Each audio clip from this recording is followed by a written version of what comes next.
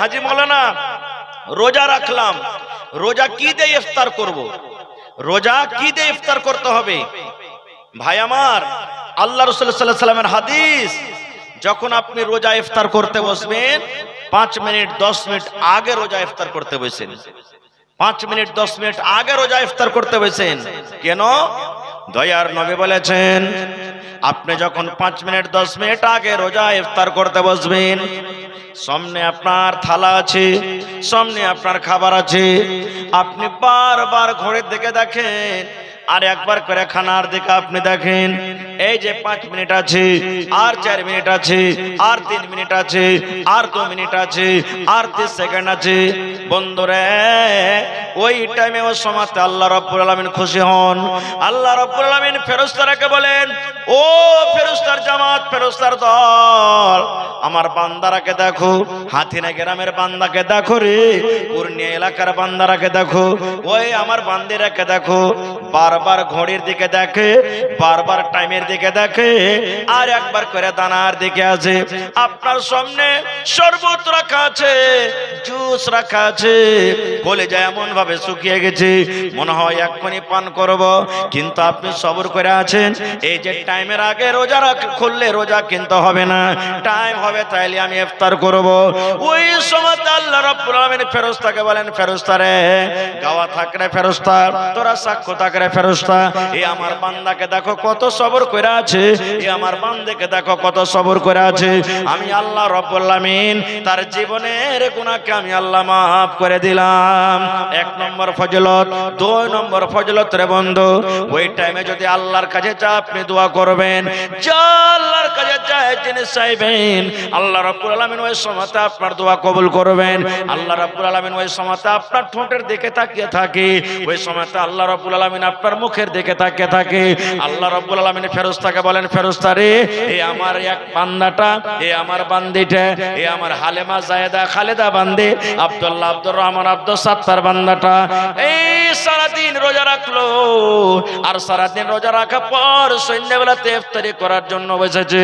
আল্লাহ ফেরেশতাকে বলেন, ফেরেশতা রে, তার মুখের দিকে তাকিয়ে থাকো, তার মুখের দিকে তোমরা ধ্যান দিয়ে থাকো, কি আমার বান্দা বলতে চাইছে। ওই টাইমে যদি আপনি বলেন, মাবুদ, জীবনে কি গুনাহ করেছি আল্লাহ কেউ জানে না, তুমি জানো। আল্লাহ জীবনে কত মদ পান করেছে, জীবনে আল্লাহ কত জেনা করেছে, জীবনে কত চুরি করেছে, আল্লাহ জীবনে আমার দ্বারাতে কত রকমের পাপ হয়েছে রব্বুল আলামিন, দুনিয়ার কোনো মানুষ জানতে পারে না, দুনিয়ার কোনো মানুষ দেখেনি। আল্লাহ তুমি একমাত্র দেখেছো, একমাত্র জানো। আল্লাহ যে তুমি আমার জীবনের গুনাহকে মাফ করে দাও। আল্লাহ আমার মা বেমারি পড়ে আছে, আল্লাহ আমার ছেলে বেমারি হালাতে আছে, আল্লাহ আমার ছেলেরা মেয়েরা স্কুল কলেজে মাদ্রাসাতে পড়ালেখা করছে। এই মতো জায়েজ দোয়া করতে গেলে আল্লাহ রাব্বুল আলামিন সঙ্গে সঙ্গে সঙ্গে আপনার দোয়াটাকে কবুল করবেন। নারে তাকবীর। এবার কি দিয়ে ইফতার করতে হবে? আল্লাহ রাসূল বলেছেন, উম্মতরে, যখন তুমি ইফতার করতে বসবে তখন তুমি এই দোয়াটা পড়বো, বিসমিল্লাহ। কি দোয়া পড়তে হবে? জোরে বলেন। হ্যাঁ, মেলায় মানুষ বলে, আল্লাহুম্মা লাকা সুমতু ওয়া আলা রিজকিকা আফতারতু। এই দোয়াটা মুখস্থ আছে, আমরা বেশিরভাগই পড়ি, কিন্তু এটা সহিহ হাদিস নয় ভাই, সহিহ হাদিস থেকে প্রমাণিত নাই।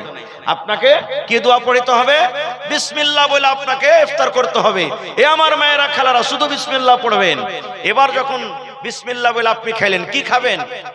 রাসূল বলেছেন, যখন তুমি ইফতার করবে বিসমিল্লাহ বলে তুমি খাজুর খেয়ে ইফতার করো। কি খেয়ে? খাজুর দিয়ে তুমি ইফতার করো। এবার যদি বলেন, মাওলানা খাজুর আমার বাড়িতে নাই, কয় টাকার খাজুর খাইতে হবে? যে মাওলানা, আপনি একটা খাজুর খান, দুটা খাজুর খান, 5টা খান, 10টা খান, আপনার মর্জি, কিন্তু নবী বলেছেন একটা খাজুর হলে যথেষ্ট। খাজুর হলো আমার সুন্নাত, সুন্নাত তারিখে তোমরা ইফতার করো। নবী বলেছেন তুমি খাজুর খেয়ে তুমি ইফতার করো। এবার যদি বলেন, মাওলানা জি আমি একটা গরিব মানুষ, আমার বাড়িতে খাজুর নাই, কিংবা খাজুর প্রত্যেক দিন ছিল, হঠাৎ করে একদিন ঘটে গেছে, হঠাৎ করে খাজুর একদিন কমে গেছে, হঠাৎ করে খাজুর একদিন ফুরিয়ে গেছে, এবার কি করব? দয়া রাসূল বলেছেন, উম্মত, যদি তোমার বাড়িতে খাজুর না থাকে কিংবা খাজুর যদি তুমি কিনতে না পারো, তুমি বাড়িতে বিসমিল্লাহ বলে, তোমার বাড়িতে কলে পানি আছে, পানি দিয়ে তুমি ইফতার করো। রাস্তাতে আছেন, বাজারে আছেন, খাজুর নাই, কিংবা বাড়িতে আছেন, খাজুর নাই, খাজুর শেষ হয়ে গেছে, কিনতে ভুলে গেছেন, তো কি দিয়ে ইফতার করবেন? পানি দিয়ে করবেন। বলবেন হাজি মৌলানা ঘুগনি মুড়ি দিয়ে হবে না? হবে। রুটি খায় হবে না? হবে। ছাতু খায় হবে না? হবে। কেলা খায় হবে না? হবে। ভাত খায় হবে না? হবে। যে কোনো জিনিস দিয়ে আপনি ইফতার করেন হয়ে যাবে, কিন্তু খাজুর দিয়ে ইফতার করাটা হলো সুন্নাত, নেকি বেশি পাবেন। খাজুর না আছে, পানি দিয়ে আপনি ইফতার করেন, বেশি নেকি পাবেন। তারপর তো আপনার সামনে যা আছে, ভাত, ঘুগনি, মুড়ি, কেলা, দহি যা আছে আপনি করেন, কিন্তু সর্বপ্রথম বিসমিল্লাহ বলে যেটা মুখে দিবেন, খাজুর কিংবা পানি। এবার দিয়ে দেওয়ার পর তখন আপনি পড়বেন জাহাবাজ জামাউ ওয়া বিতাল্লাতিল ওয়ারুকু ওয়া তাবাতাল আজরু ইনশাআল্লাহ। এটা ইফতারের পর বলবেন। বিসমিল্লাহ বলে ইফতার করলেন, তারপরে তখন এই দোয়াটা পড়বেন জাহাবাজ জামাউ ওয়া বিতাল্লাতিল ওয়ারুকু ওয়া তাবাতাল আজরু ইনশাআল্লাহ। এই দোয়াটা পড়বেন। এই দোয়াটা আপনি পড়বেন। কত ভাইকে দেখবেন, জি ভাই নিজের চোখের দেখা বলছি, হাট গেছে, হাট থেকে বাড়িতে আসছে, রোজা করেছে, ও বিড়ি খেয়ে ইফতার করছে। সুবহানাল্লাহ, বিড়ি খেয়ে ইফতার করছে। এ ভাই যারা রোজা করছেন, রোজার দিনে গুল করিয়েন না, রোজা ভেঙে যাবে আপনার। রোজার দিনে যদি কেউ খাইনি খাই, তো খাইনি খেয়ে রোজা ভাঙবে না? ভাঙবে না। তো খাইনির থেকে বড় জিনিস হলো গুল। মৌলানা বসে আছেন, জিজ্ঞাসা করেন, গুল বড় জিনিস, অত বেশি নাশা আছে। এলাকা রোজার হালাতে কেউ গুল করবেন না, খবরদার, না তো রোজা আপনার ভাঙবে। আর গুল তো করবেন না কোনোদিন কেড়ে লেগি, কারণ অতি নাশা আছে, আর যে জিনিসটাতে নাশা আছে শরীয়তকে হারাম বলেছেন, এজন্য গুল করবেন না জীবনে। তো ভাই আমার, এবারে আপনি ইফতার করলেন খাজুর খেয়ে কিংবা পানি দিয়ে, তারপর আপনার ভাত তরকারি যা আছে করলেন। এবার দেখবেন জাফত খেতে যায় ভাই, কত লোক আছে ইফতারির দাওয়াতে আপনার এলাকাতে, মৌলানা হয় ইফতারির এলাকাতে দাওয়াত করে ইফতারির, দেখবেন কত লোককে, ধরেন যে আপনি আমাকে ইফতারি জাফত দিলেন, তো আপনার বাড়িতে ইফতার করতে গেলাম, কত লোককে দেখা গেছে পকেটে করে দুটা ঘুগনি কিংবা একটা খাজুর ভরে নিয়ে যাবে বাড়ি, আর দিয়ার করে যখন বলবে হ্যাঁ ইফতার করো, তখন ওই যে খাজুর লেগেছে পকেটে করে লক করে বাহির করে মুখে দিয়ে ওর বাড়ির দানাতে খাজুর খায়াও ইফতার করবে। এরকম করে যখন দেখা গেছে, জিজ্ঞাসা করা যে আরে ভাই তুমি এরকম কেন করিলে? ওই যে মৌলভী সাহেব তুমি জানো না, সারাদিন না খেয়ে রোজা করবার, ওকে সন্ধ্যেবেলাতে দিয়ে আসবার বাড়াতে যে। রে মুসলমান, এ আমার মায়েরা খালারা শুনেন, নবী বলেছেন উম্মত রে, যে লোক ইফতারের জাফত দিল, ইফতারের দাওয়াত করলো, ধরেন আব্দুল্লাহ আব্দুর রহমানকে দাওয়াত দিয়েছে, কোন ভাই কোন মুসলমান রোজা ইফতারের দাওয়াত দিয়েছে, নবী বলেছেন উম্মত ওই লোকটা গোটা দিন রোজা রেখে যা নেকি পেল, আল্লাহ তাকে অতখানি নেকি দান করলেন। আর যে লোকটা ইফতার করালো, আল্লাহ অতখানি আল্লাহ তাকে নেকি দান করলেন। আল্লাহ কোন মানুষের মেহনত, কোন মানুষের রোজার নেকি কেটে আল্লাহ কোন মানুষকে দান করবেন না। এটা মনে করতে হবে না রে আমি সারাদিন রোজা রাখনু আর আমার নেকি গোলা সব নিয়ে নিলে, আমি সারাদিন রোজা রাখনু আমার রোজা গোলা সব নিয়ে নিলে, এটা নয় রে মুসলমান, এটা নয়। আপনি রোজা রাখবেন, রোজার নেকি পাবেন, আর আপনাকে যে দাওয়াত করেছে ও দাওয়াত করার নেকি আল্লাহ তাবারক ওয়া তাআলা অতখানি তাকে নেকি দান করবেন। ভাই আমার, তাহলে এই যে রোজার মাস আসছে, এই রোজার মাসে আমাদেরকে রোজা রাখতে হবে ভাই। এই রোজা রাখাটা ফরজ, রোজা রাখাটা ফরজ। রোজা যদি আমরা না রাখি ভাই আমার, আমাদের গুনাহ হবে, পাপ হবে। এই জন্য প্রত্যেক মুসলমান ভাই নিয়াত করেন, আজকে এই যে রমজান মাস সামনে আসে, এই রমজান মাসে আমরা রোজা রাখবো। তারপরে রোজার ফজিলত বয়ান করতে গেলে অনেক হাদিস আছে, একটা হাদিস আর শুনেলেন, আল্লাহ রাসূল সাল্লাল্লাহু আলাইহি ওয়াসাল্লাম বলেছেন, এ আমার মায়েরা খালারা শুনেন, যদি কোনো মা, যদি কোনো খালা, যদি কোনো নানি, যদি কোনো দাদি বেঁচে থাকাকালে জীবনে 4খানা কাজ করতে পারেন গে মা, নবী বলেছেন ওই মহিলাদের জন্য রব্বুল আলামিন কিয়ামতের দিন জান্নাতের 8খানা দরজা খুলে দিবেন। আর দরজা খুলে দেওয়ার পর আল্লাহ ডাকবেন, বান্দি রে তুমি জান্নাতের যে দরজাতে ইচ্ছা তুমি জান্নাতের ভিতরে চলে যাও। 1 নম্বরে রাসূল বলেছেন আল মারআতু ইযা সাল্লাত খামসাহা, যদি কোন মহিলা 5 ওয়াক্ত নামাজ পড়তে পারেন। 2 নম্বরে নবী বলেছেন ওয়া সামাত শাহরাহা, রমজান মাসের 1 মাস মাস ধরে রোজা রাখতে পারেন। 3 নম্বরে নবী বলেছেন ওয়া তাআত বালাহা, যদি কোনো মহিলা নিজের স্বামীর খেদমত করতে পারে। 4 নম্বরে নবী বলেছেন ওয়া তাআত বালাহা, যদি কোনো মহিলা নিজের স্বামীর খেদমত করতে পারে। 4 নম্বরে রাসূল বলেছেন ওয়া হাসানাত ফারজাহা, যদি কোনো মহিলা নিজের শরম ঘরে হেফাজত করতে পারে, পর্দা সিলায়ে চলতে পারে। তাইলে মায়েরা খালারা, হাদিসটা বলার উদ্দেশ্য হইল রোজা কত বড় পাওয়ারফুল ইবাদত কে মা। রোজা না রাখলে আল্লাহর জান্নাত যাওয়া যাবে না। জান্নাত যেতে গেলে 4 খান কাম করতে হবে রে মা। আর 4 খানের মধ্যে একটা কাজ আছে, 1 মাস রোজা রাখতে হবে। 1 মাস রোজা রাখতে হবে। আর একটা মশলার কথা শুনেলেন, রমজান মাসে, রোজার মাসে, এই যে আমার মায়েদের খালাদের মাসে মাসে হাজ হয়, মাসে মাসে এমসি হয়। মায়েরা খালারা মাসে মাসে নাপাক হয়ে যায়। 2 দিন 3 দিন 5 দিন 7 দিন করে মায়েরা নাপাক হয়ে যায়। এই মতো যদি রমজান মাসে কোনো মা খালা দাদি নানি রমজান মাস চালু হয়ে গেল, রমজান মাসে কোনো মায়ের হাজ শুরু হয়ে গেল, কিংবা কোনো মা খালাদের বাচ্চা হয়ে গেল, সন্তান হয়ে গেল, নবী বলেছেন মহিলা তুমি নাপাক হয়ে গেছো, তুমি রোজাটা রাখছো না। জয় দিন তুমি নাপাক হয়ে থাকবে, তোমাকে রোজা রাখতে হবে না। 3 দিন তুমি নাপাক হয়ে থাকবে, তুমি 3টা রোজা রাখছো না। 5 দিন তুমি নাপাক হয়ে থাকবে, 5টা তুমি রোজা রাখছো না। তোমাকে নামাজও পড়তে হবে না। এ মহিলা, রমজান মাসে তোমার সন্তান হয়েছে, বাচ্চা হয়েছে, তোমাকে রোজা রাখতে হবে না। কতদিন রোজা রাখতে হবে না? যতদিন তুমি রক্ত আসবে, রক্ত আসা যাওয়া হবে। এবার আমার মায়েরা খালারা করে কে 40 দিনের আগে নামাজ পড়বে না, 40 দিনের আগে রোজা রাখবে না। এটা ভুল মশলা গে মা। আপনি যদি 5 দিনে ভালো হয়ে যান, 6 দিনকে দিন আপনাকে নামাজ রোজা করতে হবে। 10 দিনে যদি আপনি ভালো হয়ে যান, 10 দিনে কিচ্ছু দেখা যায় না, 11 দিনকে দিন আপনাকে নামাজ রোজা করতে হবে। আপনি যদি 20 দিনে ভালো হয়ে যান, 21 দিনকে দিন আপনাকে নামাজ রোজা করতে হবে। আপনি 1 মাসে ভালো হয়ে গেছেন, 1 মাস 1 দিনকার দিন আপনাকে নামাজ রোজা করতে হবে। এই করে করে কোন মহিলা যারা 40 দিন পর্যন্ত ভালো হইতে পারে না, ওই মহিলারা 40 দিন পর্যন্ত নামাজ রোজা করবে না। বাকি কোনো আমার মা দাদি নানি খালা যদি 40 দিনের আগে আগে ভালো হয়ে যায়, তাহলে ওই মায়েরা খালাকে যখনই ভালো হবে তাকে নামাজ রোজা করতে হবে। যখনই ভালো হবে নামাজ রোজা করতে হবে। কত জায়গাতে ফোন আছে, হাজি মাওলানা এই শাবান মাসে বাকি রোজা কি হবে? জি হবে, শাবান মাসে আপনার বাকি রোজা হবে। ভাইরা আমার, আল্লাহ বাচ্চা রাখে, ইনশাআল্লাহ এই বিষয় নিয়ে আবার কোনোদিন আলোচনা করব। তবে ভাই, এটা হলো বানারত মাদ্রাসার জালসা। যে মাদ্রাসাতে আপনাদের মেয়েরা, আপনার বেটিরা পড়ালেখা করছে। একটা বেটাকে আপনি পড়াইবেন, একটাই লোককে আপনি পড়াইলেন। একটা বেটাকে আপনি পড়াইলেন, একটা লোককে পড়াইলেন আপনি। আর একটা বেটিকে যদি পড়ান তো একটা পিঢ়িকে পড়াইলেন আপনি। একটা বেটিকে যদি পড়ান, একটা বংশকে, একটা পিঢ়িকে আপনি পড়াইলেন। ওর পেট থেকে যতটি সন্তান ছেলে মেয়ে জন্ম নেবে, সবটিকে ও আদব দিবে, সবটিকে শিখাবে। দ্বীনি শরীয়তি হিসাবে তাকে বলবে যে বেটারে চল।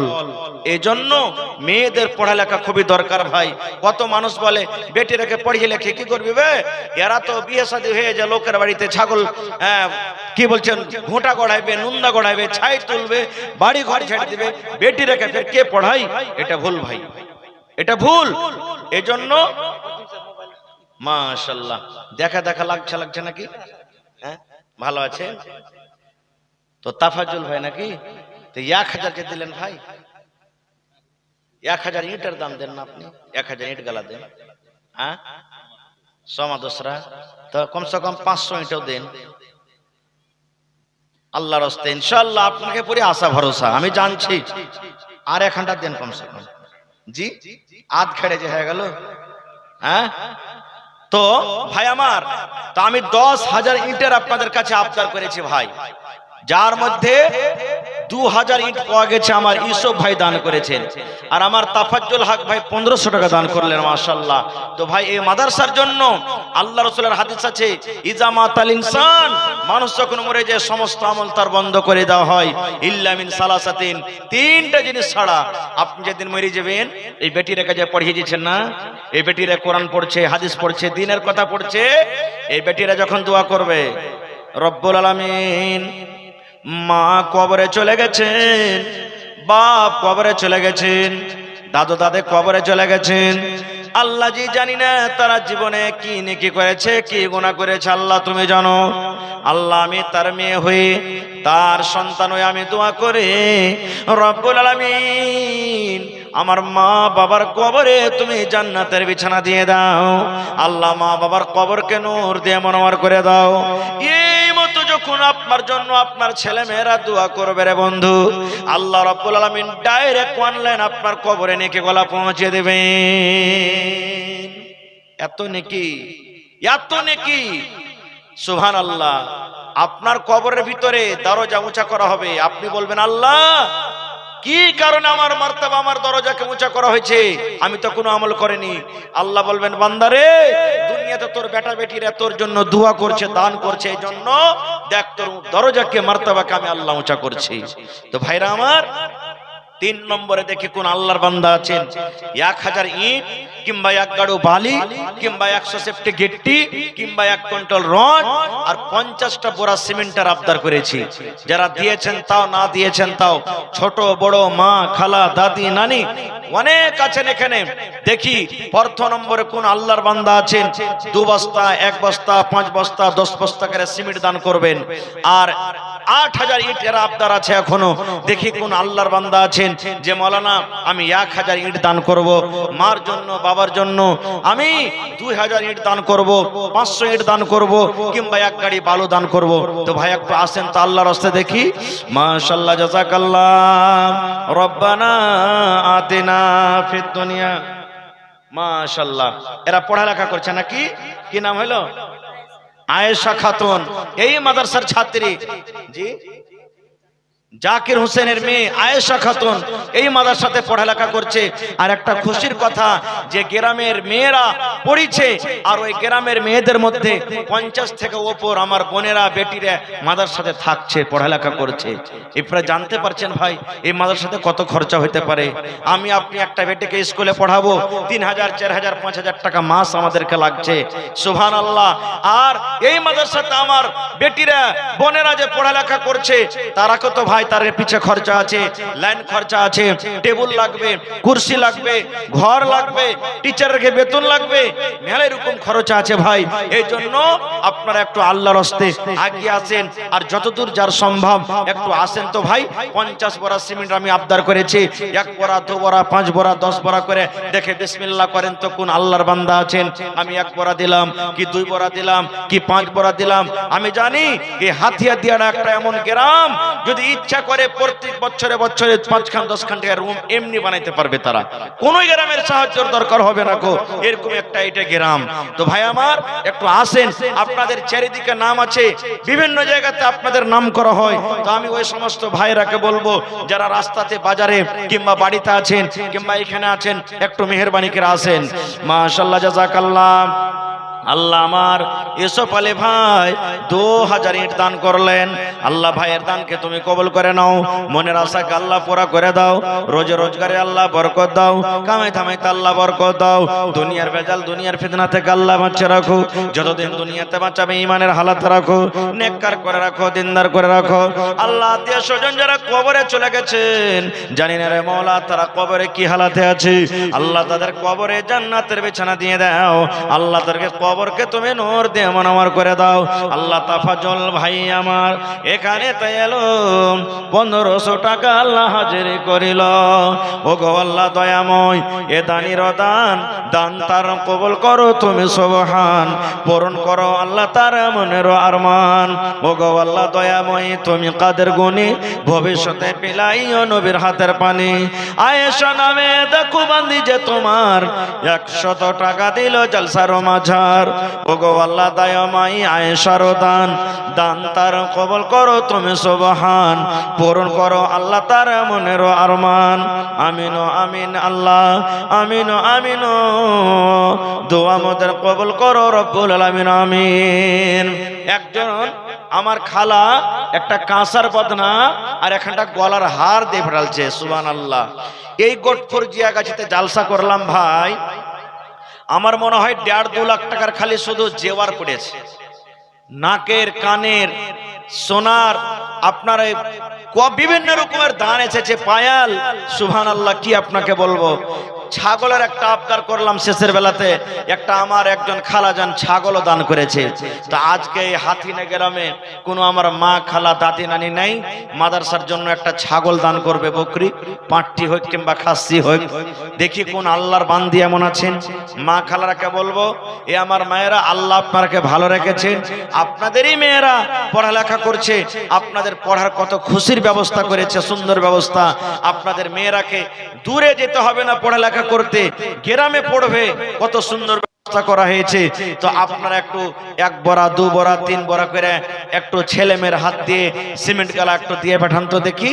ভাইরা একটু আপনারা আসেন, উঠে আসেন, রাস্তাতে বাড়িতে যারা আছেন ভাই একটু মেহেরবানি করে আসেন, দেন বিসমিল্লাহ করেন, দেখি কোন আল্লাহর বান্দা আজকে আছেন যে 1 বড়া 2 বড়া করে সিমেন্ট দিতে পারবেন। ভাই এই মাদ্রাসা একটা এমনই জিনিস যে আপনার বড় বড় মুসিবতকে দূর করে দিবে।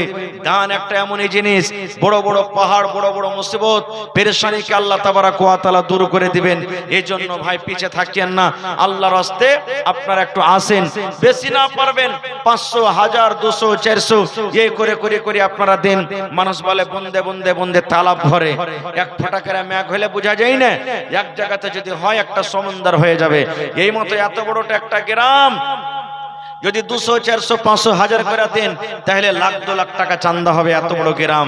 তো একটু আসেন, এটা মনে করিয়েন না যে মাদ্রাসা তো দান করে কি করব, জি না, আল্লাহ নবীর জামানাতে মাদ্রাসা ছিল, আল্লাহ রাসূল মসজিদে মাদ্রাসা কায়েম করেছিলেন। প্রথমে টাকার অভাব, জমির অভাব, এই জন্য প্রথমে সাহাবায়ে কেরাম মসজিদে নববীর চাবুত্তরাতে বারান্দাতে ইলম হাসিল করতেন, ওইটাই মাদ্রাসা।